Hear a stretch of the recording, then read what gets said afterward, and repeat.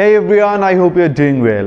Today I'll be talking about capitalization. Knowing when to capitalize a word is something we all need to know. So, if you are someone who wants to improve their skills in English, this lesson is something you must watch. Before I begin, if you are new to my channel, please hit the subscribe button and press the bell. If you have already done it, I'm grateful to you. Alright then, let's begin. আজকের এই ভিডিওতে আমি ক্যাপিটালাইজেশনের এমন 10টি rules নিয়ে কথা বলবো যেগুলো আমাদের এভরিডে ইংলিশ থেকে শুরু করে একাডেমিক ইংলিশ, বিজনেস ইংলিশ সব জায়গায় কাজে দিবে।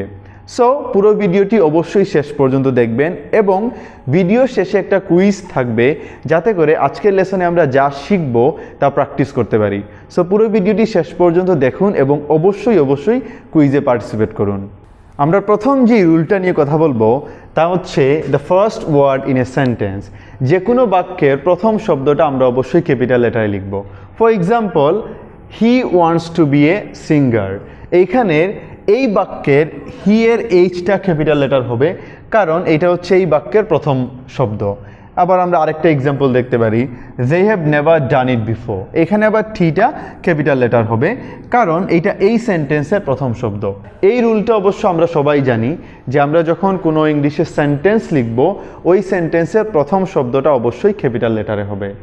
আমাদের 2 নম্বর রুলটা হচ্ছে প্রোনাউন আই লেখার ক্ষেত্রে আমরা যখনই আই লিখব সেটা সেন্টেন্সের শুরুতে হোক, সেটা সেন্টেন্সের শেষে হোক, সেটা সেন্টেন্সের মাঝখানে হোক, এই আইটা সবসময় ক্যাপিটাল লেটার হবে। এটা খুবই কমন একটা রুল, আবার খুবই commonly mistaken one as well, যে অনেক মানুষই যখন তারা আই মাঝখানে লিখে তারা স্মল লেটারে লিখে। সো এই কাজটা করা যাবে না। আমরা যখন আই লিখব, আমি আবার বলছি, সেটা সেন্টেন্সের শুরুতে হোক, শেষে হোক, মাঝখানে হোক, আইটা সবসময় ক্যাপিটাল লেটারে হবে। আমরা যখনই কোনো নাম লিখব, সেটা হতে পারে কোনো ব্যক্তির নাম, সেটা হতে পারে কোনো প্রতিষ্ঠানের নাম, তখন ওই নামের প্রত্যেকটা লেটারের প্রথম শব্দটা, প্রথম লেটারটা ক্যাপিটাল লেটারে হবে। For example, Lionel Messi has recently changed club. এখানে লিওনেলের এল এবং মেসির এমটা ক্যাপিটাল লেটারে হবে। আবার I worked at red crescent society.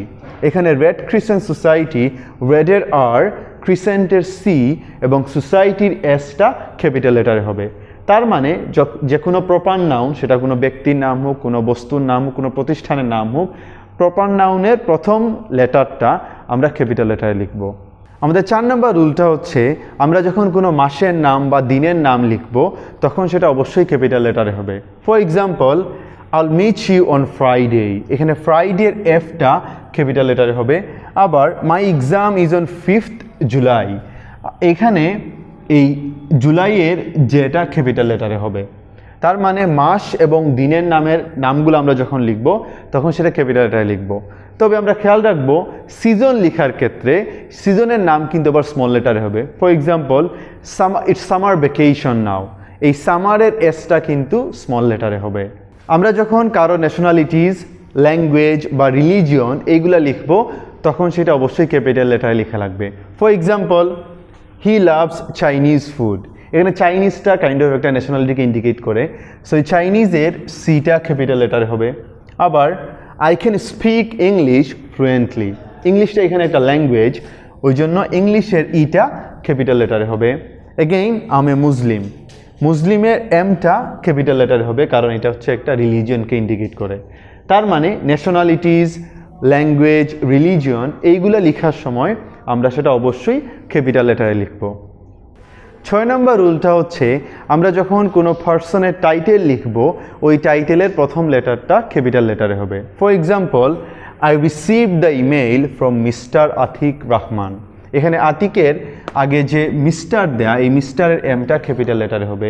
আবার যদি ফর এক্সাম্পল ডক্টর যে টাইটেল, এই ডক্টরের ডিটাও ক্যাপিটাল লেটারে হবে। তার মানে আমরা যখন কোনো ব্যক্তি টাইটেল লিখব ওই টাইটেলের প্রথম শব্দটা অবশ্যই ক্যাপিটাল লেটারে হবে। 7 নম্বর রুলটা হচ্ছে আমরা যখন কোনো শহরের নাম, দেশের নাম, সমুদ্রের নাম, নদীর নাম, কোনো নাম লিখব সেইটা অবশ্যই ক্যাপিটাল লেটারে হবে। For example, he lives in Paris, France. এখানে প্যারিসের ফি এবং ফ্রান্সের এফটা ক্যাপিটাল লেটারে হবে। তার মানে দেশের নাম, শহরের নাম, সমুদ্র, নদী এইগুলার নাম লেখার আগে আমরা অবশ্যই ক্যাপিটাল লেটার ব্যবহার করব।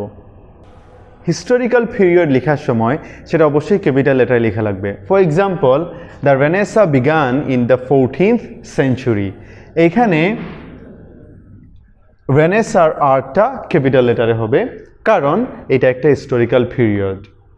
আমাদের 9 নম্বর রুলটা হচ্ছে, আমরা যখন কোনো বইয়ের নাম, কোনো আর্টিকেলের নাম বা কোনো মুভির নাম লিখব, ওই নামগুলোর প্রত্যেকটা মেজর ওয়ার্ড ক্যাপিটাল লেটার হবে। For example, the god of small things is an amazing novel. এখানে গডের জি, স্মলের এস এবং থিংসের টিটা অবশ্যই ক্যাপিটাল লেটারে হবে। সেটা কোনো মুভির নাম এবং আর্টিকেলের নামেও প্রযোজ্য। Our final rule for today is, আমরা যখন কোনো কোট লিখব, ওই কোটের প্রথম লেটারটা ক্যাপিটাল লেটার হবে। For example, he said my friend and I are going to the cinema. এখানে মাইয়ের এমটা ক্যাপিটাল লেটারে হবে। Alright, it's time to take part in the quiz. আমরা আজকে যা শিখলাম এই সবগুলা রুল, মানে 10টা রুলসের ওপর একটা কুইজ আমি রেডি করছি। আপনারা অবশ্যই ভিডিওটা পোস্ট করে কুইজে পার্টিসিপেট করবেন এবং আনসারগুলি কমেন্ট বক্সে লিখে দিবেন।